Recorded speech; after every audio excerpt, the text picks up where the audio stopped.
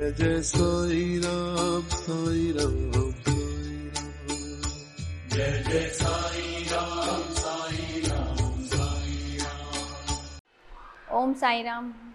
आप सभी का हमारे YouTube चैनल साईं फ़कीर मेरा में हार्दिक स्वागत है। मैं नीतू आपके समझ फिर से उपस्थित हुई हूँ बाबा की एक नई वीडियो के साथ, जिसमें हम जानेंगे बाबा के जीवन चरित्र के बारे में। आइए जानते हैं संजय जी से। जय साईं राम जी। आज मैं हूँ हरिद्वार सब सरोवर रोड पर श्री साईं बाबा के मंदिर में। आज हम जिक्र करेंगे अपनी इस वीडियो में बाबा की प्रकृति, बाबा के रहन सहन और बाबा के व्यक्तित्व के बारे में। शुरू करते हैं ये वीडियो। जय साईं। साईं जिन्हें कुछ पाने की चाह थी न कुछ खोने का भय, अल्लाह मालिक सदा उनके होठों पर रहता और सदा ईश्वर का गुणगान करते। बाबा तन पर कफनी पहनते और माथे पर पटका बांधते, हाथों में चिलम लिए रहते क्योंकि बाबा को चिलम पीने का बहुत शौक़ था, और साथ में भिक्षावृत्ति के लिए टमरेल और एक झोली रखते और जो कुछ भी मिलता प्रेम पूर्वक खाते। बाबा सदा ही कहते थे, गरीबी अव्वल बादशाही, अमीरी से लाख सवाई, गरीबों का अल्लाह भाई।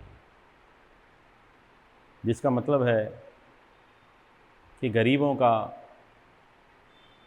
ईश्वर और अल्लाह होता है, और अमीरों जिन पर अथाह पैसा होता है उन पर कोई ना कोई समस्या, विचार, दिक्कतें उनमें ही हमेशा घिरा रहता है और ईश्वर चिंतन से वंचित हो जाता है।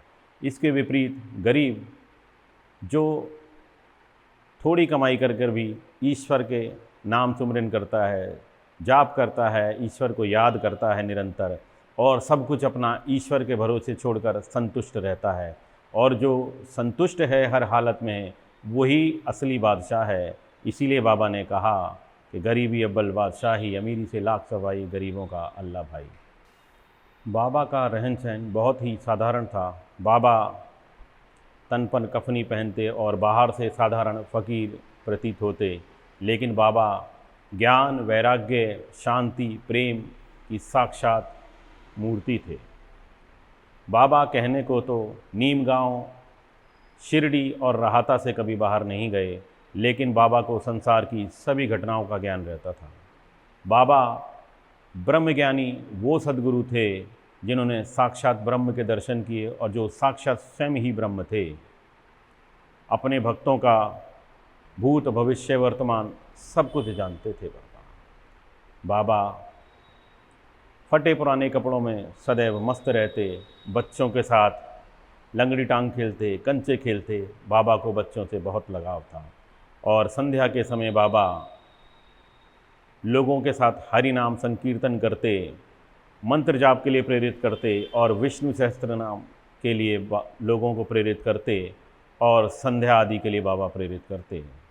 क्योंकि बाबा का मानना था कि भगवान श्री हरि और अल्लाह एक है, इसलिए आप सबको उनके नाम का सिमरन करना चाहिए। बाबा सदा ही साधारण जीवन व्यतीत करते। बाबा के बहुत से प्रतिष्ठित और धनी भक्त जब बाबा से मिलने आते तो बाबा को राजसी वस्त्र प्रदान करते, लेकिन बाबा उन्हें आशीर्वाद स्वरूप वापस लौटा दिया करते, और बाबा को उनसे कभी कोई लगाव ना होता। बाबा हमेशा साधारण वस्त्र, फटे वस्त्रों में भी संतुष्ट प्रतीत होते। बाबा चाहते तो राजसी जीवन व्यतीत कर सकते थे, लेकिन बाबा ने ऐसा नहीं किया।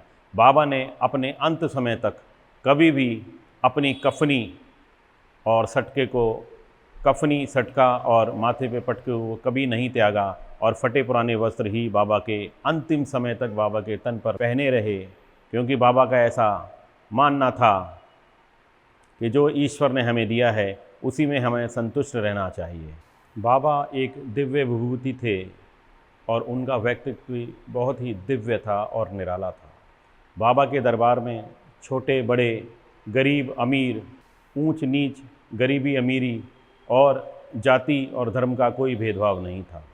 सभी हिंदू, मुस्लिम, सिख, ईसाई बाबा के दरबार में एक साथ सेवा करते और एक साथ मिलकर रहते, क्योंकि बाबा का यही मानना था कि ईश्वर की कोई धर्म और जाति नहीं होती, जो ईश्वर को अपना लेता है ईश्वर उसे अपना लेते हैं। तो इसलिए बाबा ने कहा कि इंसानियत ही सबसे पहला धर्म है इंसान का, तो इसलिए हमें धर्म को ना अपना कर इंसानियत के धर्म को अपनाना चाहिए और सभी भक्तों को एक साथ मिलजुल कर रहना चाहिए। बाबा की दिव्यता से प्रेरित होकर बहुत सारे भक्त बाबा से जुड़ गए। जिन भक्तों का बाबा से पूर्व जन्मों का संबंध होता, उन भक्तों को बाबा स्वप्न में दर्शन देते और अपने पास बुलाते।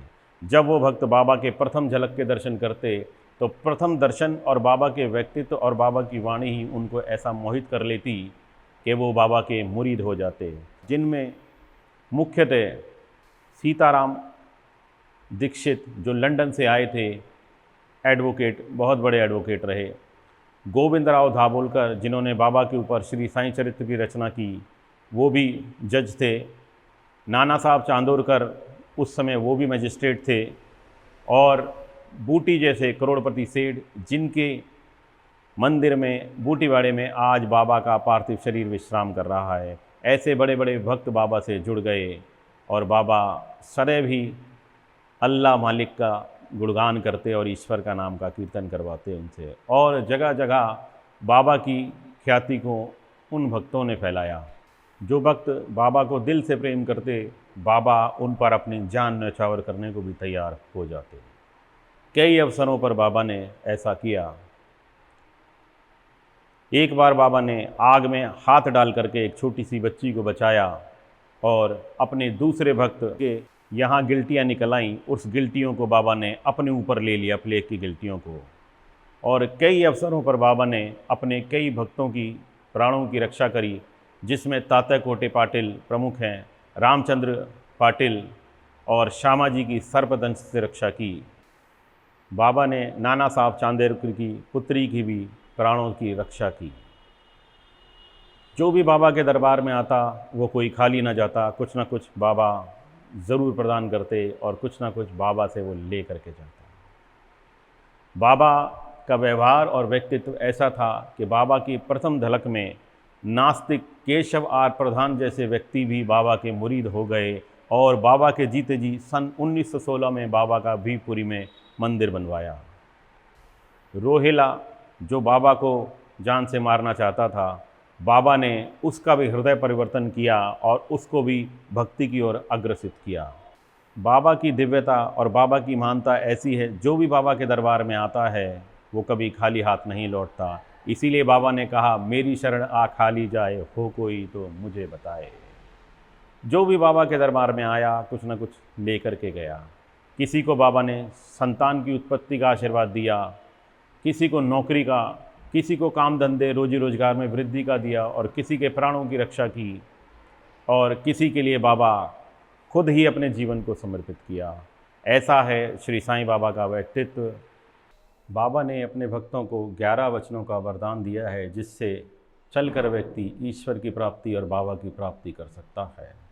इसीलिए बाबा ने अपने वचन में कहा, त्याग शरीर चला जाऊंगा, भक्त हेतु दौड़ा आऊँगा, मन में रखना दृढ़ विश्वास, करे समाधि पूरी आस।